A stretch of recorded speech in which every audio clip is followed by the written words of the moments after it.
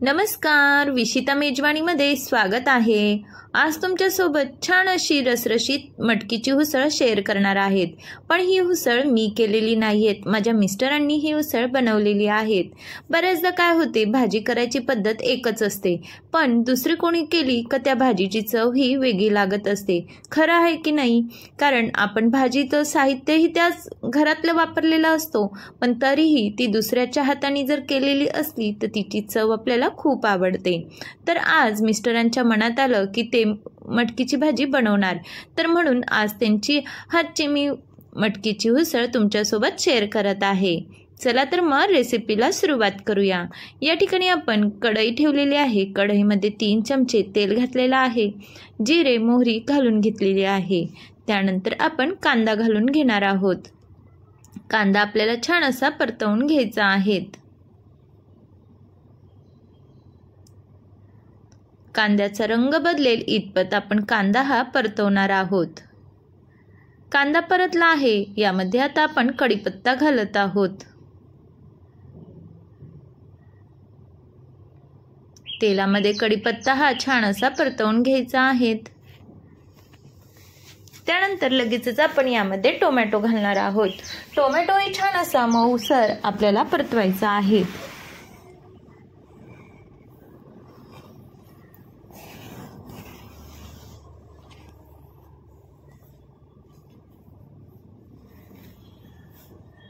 यामध्ये आपण लसूणही घालून घेतलेला आहे।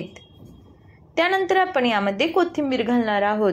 बऱ्याचदा कोथिंबीर आपण वर्ण घालत असतो, पण कोथिंबीरीचा स्वाद हा जर आपण मसाला परतवताना घातला तर कोथिंबीरीचा स्वादही छान येतो। त्यामुळे या ठिकाणी कोथिंबीर मी आधीच घालून घेतलेली आहे। हे व्यवस्थित परतल्यानंतर आपण यामध्ये लाल तिखट घालणार आहोत। 1.5 चमचा लाल तिखट घातलेला आहे। त्यानंतर आपण या ठिकाणी पाव चमचा हळद, अर्धा चमचा गरम मसाला आणि अर्धा चमचा धना जिरा पावडर असे बेसिक मसाले घालणार आहोत। चवीनुसार मीठही यामध्ये घातलेलं आहे आणि व्यवस्थित असं परतवून घ्यायचं आहे। यामध्ये आपण गरम पाणी ॲड करणार आहोत, जेणेकरून आपला मसाला जळणार नाहीत आणि मसाला छान असा परतवून घेणार आहोत। त्यानंतर आपण यामध्ये मटकी घालून घेणार आहोत। मटकी ही मी स्वच्छ धुवून घेतलेली आहे। छान असे मोड आपल्या मटकीला आलेले होते। थोडंसं मीठ घातलेलं आहे आणि आता आपल्याला व्यवस्थित परतवून घ्यायचं आहे। मटकीची भाजी ही अगदी पटकन तयार होते आणि शक्यतो मटकीची भाजी ही सर्वांनाच आवडते।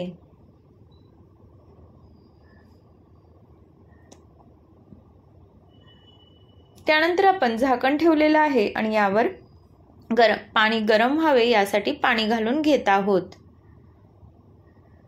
5 मिनिटांनंतर आपलं ताटावर ठेवलेलं पाणी गरम होतं, ते आपण या भाजीमध्ये ॲड करून घेणार आहोत।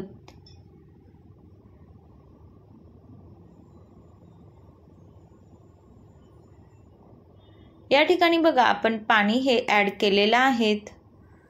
आता व्यवस्थित मिक्स करून घ्यायचं आहे।